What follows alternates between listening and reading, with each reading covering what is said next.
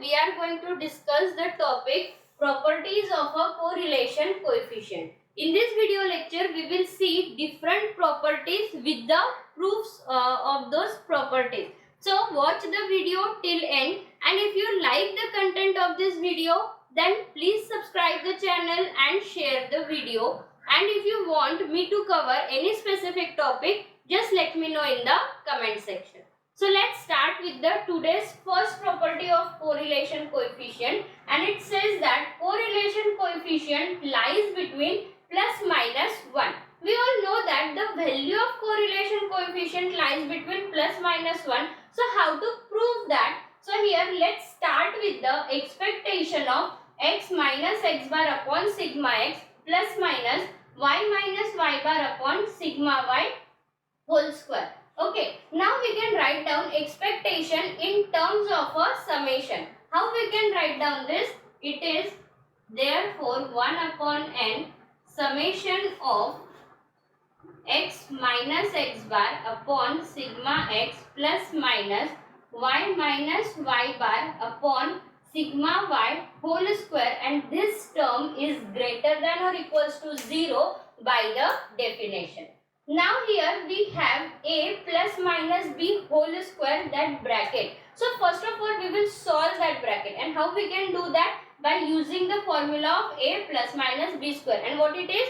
A square plus b square plus twice ab. So let's do that. We will get here 1 upon n summation of a square will be x minus x bar square upon sigma x square plus b square is y minus y bar square upon sigma y square plus minus 2 times x minus x bar into y minus y bar upon sigma x into sigma y. Okay, and this is greater than or equals to 0. Now what we will do? We will take this 1 upon n summation inside the bracket. So what we will get here?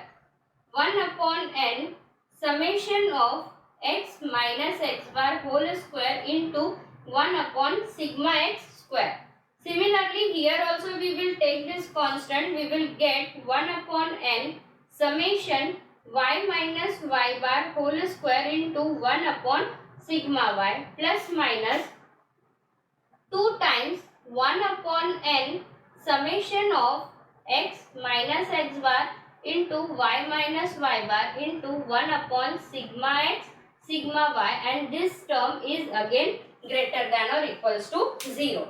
Now see, look at the terms what we got. First in the first term we got 1 upon n summation x minus x bar whole square, and this is nothing but the definition of variance. So we can write down here sigma x square upon sigma x square, denominator as it is. Similarly, here also we got the variance of y, as the formula is 1 upon n summation y minus y bar whole square. So we can write down here sigma y square upon sigma y square. Okay, then here we have the term 1 upon n summation x minus x bar y minus y bar, and what it is? It is nothing but the covariance. So we got here plus minus 2 times covariance of xy upon sigma x into sigma y. Now see, we know that the relation, what is the relation between the covariance and the correlation? So what it is? We know that R equals to covariance of xy upon sigma x into sigma y. So we can write down here the covariance term in terms of a correlation. So instead of covariance of xy, what we will get? R times sigma x into sigma y. So let's substitute the values and let's see what we will get here. And of course this term is also greater than or equals to 0. So sigma x square upon sigma x square will be 1 plus sigma y square upon sigma y square, again it is 1. Then it is plus minus 2 times r sigma x sigma y upon sigma x sigma y, and this is greater than or equals to 0. This sigma x and these two terms will get cancelled. So what we will get here, 2 times plus minus 2r is greater than or equals to 0. Then we can take 2 common, so it will be 1 plus r is greater than or equals to 0. So what we plus minus. So what we are getting here, 1 plus minus r is greater than or equals to 0. So now we will separate this term. What we will get, 1 plus r is greater than or equals to 0 and 1 minus r is greater than or equals to 0. That means r is greater than or equals to minus 1 and here we will get 1 is greater than or equals to r.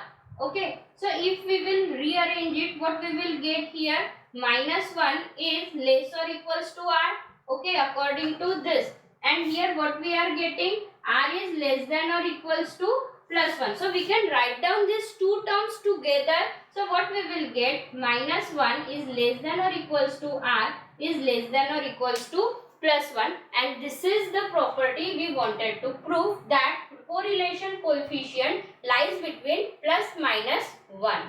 Second property, magnitude of correlation coefficient is not affected by shift of origin and change of a scale. First of all, what is shift of origin and change of scale? So here see, we have the two variable x and a y. Whenever we are subtracting some constant from our variable, that means we are here shifting our origin. So we can see here, we are subtracting a constant a from the variable x. That means we are shifting our origin by quantity a. Okay, and here it is y minus b. And change of scale means what? Whenever we are dividing our variable with some constant, then we can say that it is a change of a scale. Okay, so here and what the property says, that correlation coefficient is not at all affected by the change of origin and change of scale. So let's see the things what we have to prove here.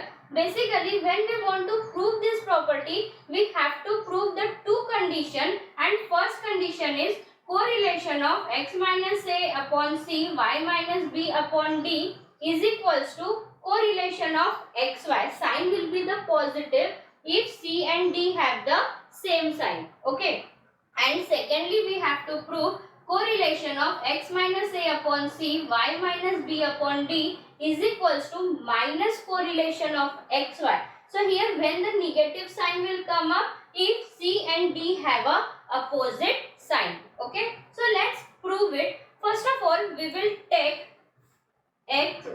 u equals to x minus a upon c and v equals to y minus b upon d. So now from this we can write down x as a plus uc, and here we can write down y equals to b plus dv. Okay, now here we will calculate mean, variance and standard deviation as we need it for the proof. So first of all, we will calculate the expectation of x. So expectation of constant will be the constant itself plus expectation of uc. Okay, then again when we are taking expectation of uc, what is c? C is a constant, so we can take it outside the expectation. Okay, so here we are getting x bar equals to a plus c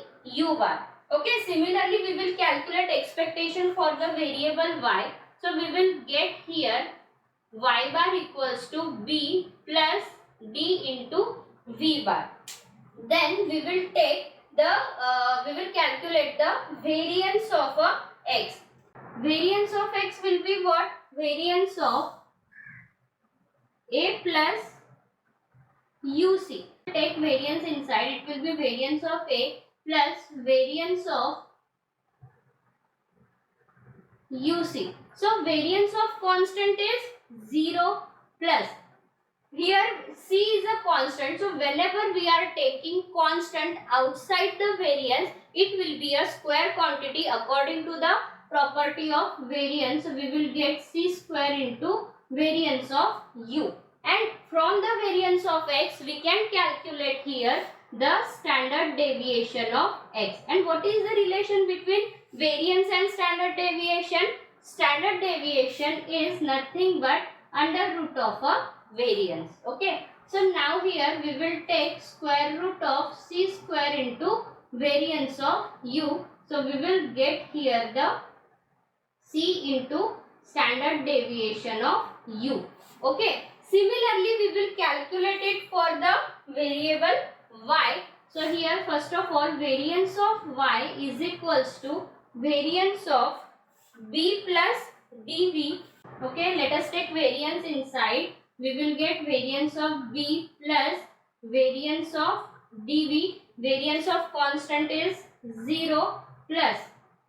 Here we will get variance of a d into v. So when we are taking constant outside the variance, it will be a square quantity. So d square into variance of a v. So here and we want here the standard deviation of a y. So we will get standard deviation of y equals to under root of a variance of y is equals to under root of a d square into variance of v. So d times standard deviation of v. Okay.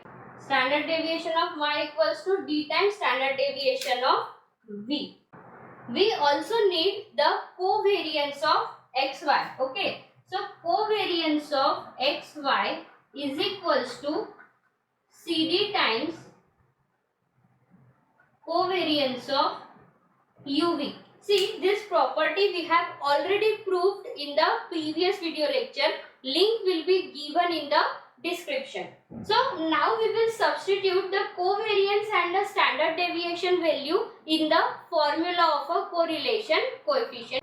Now here r is equals to r of xy is equals to covariance of xy upon standard deviation of x into standard deviation of y.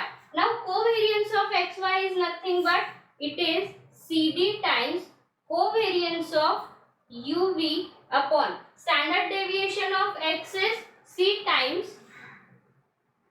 standard deviation of u into and standard deviation of y is d times standard deviation of v.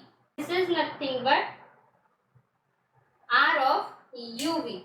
Now here see, we will get here the sign as a positive if c and d is a positive. See, denominator can never be negative as we are taking the standard deviation and standard deviation is always positive. Now the sign of a correlation coefficient completely depends on the numerator. Here if suppose the sign of c and d is both same, either it is a plus both or both are a minus, we will get here the plus.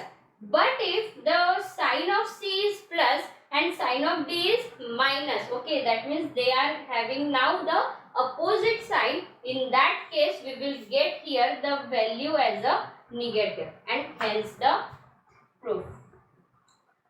Third property, suppose x and y are variables with arithmetic mean x bar y bar and variance sigma x square sigma y square respectively.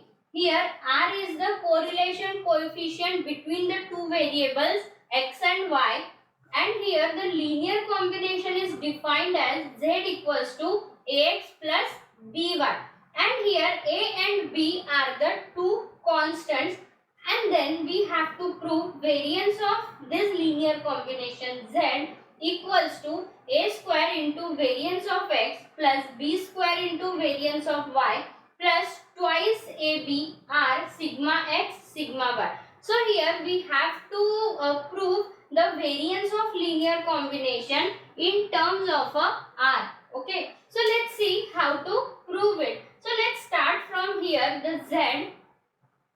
Let z equals to ax plus by.